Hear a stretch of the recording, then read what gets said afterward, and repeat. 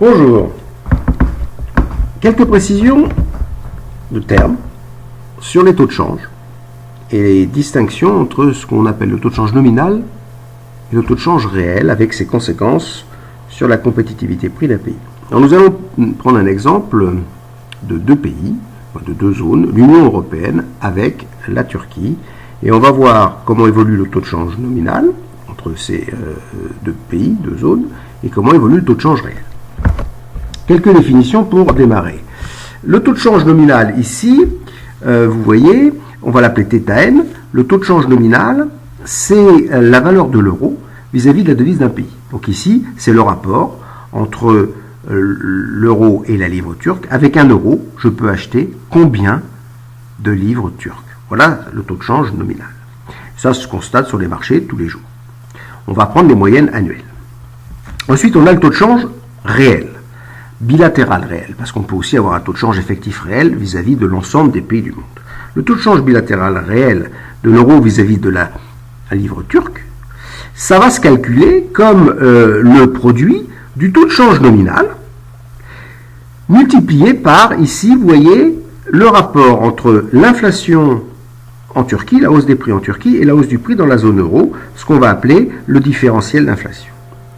Et en multipliant le taux de change nominal par le différentiel d'inflation, on va obtenir ici le taux de change réel. Si on représente sur une période de 10 ans l'évolution de ces trois choses, c'est-à-dire taux de change nominal, différentiel d'inflation et taux de change réel, on peut avoir des figures différentes. Alors ce sont des cas pédagogiques, on verra les chiffres, les vrais chiffres tout à l'heure. On peut avoir ici,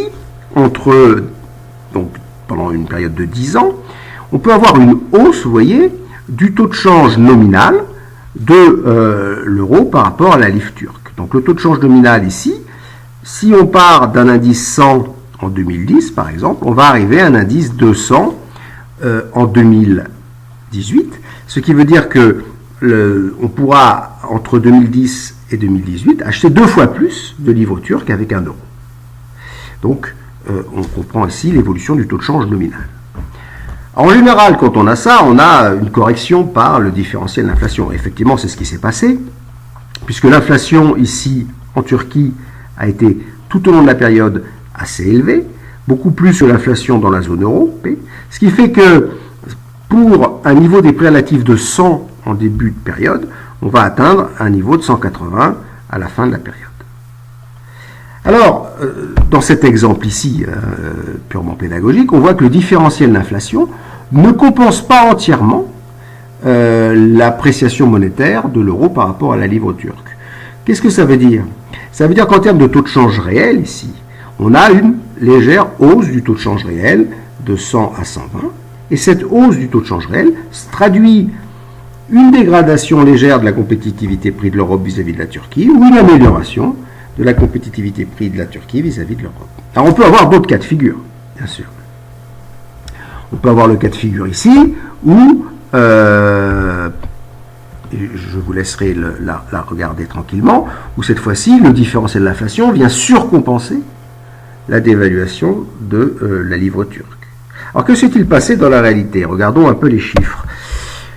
La livre turque ici, entre 2010 et 2017, a effectivement fortement baissé.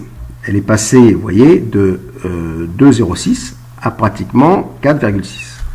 Donc, on a une très forte hausse du taux de change nominal.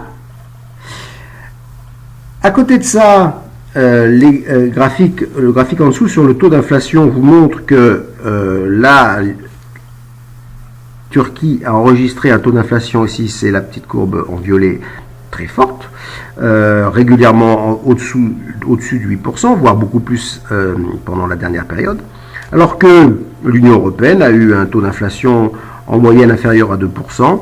Ici, vous voyez, cette petite courbe qui représente l'Union européenne stagne en général en dessous de 2%.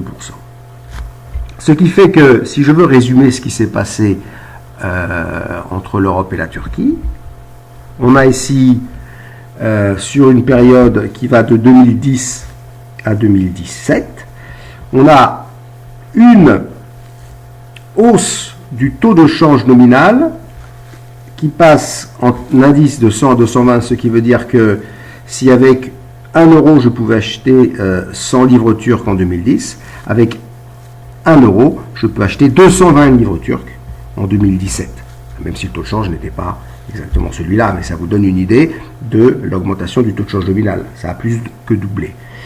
Au niveau des prix, on est passé de 100 à 200, ce qui veut dire que les prix relatifs ont été divisés par 2 en Europe par rapport aux prix turcs.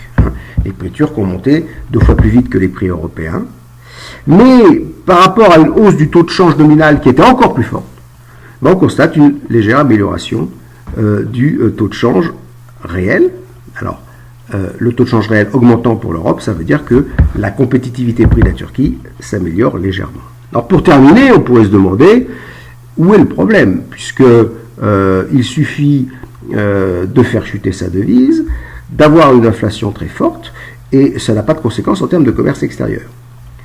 Peut-être. Seulement, il ne faut pas oublier que la plupart des emprunts turcs sont en monnaie étrangère, et qu'une inflation très forte vient mécaniquement augmenter la dette réelle. Donc, ce surendettement est causé par l'inflation plus forte en Turquie que dans les pays étrangers, États-Unis, Europe, va finir par poser un problème de surendettement important à la Turquie. Je vous remercie.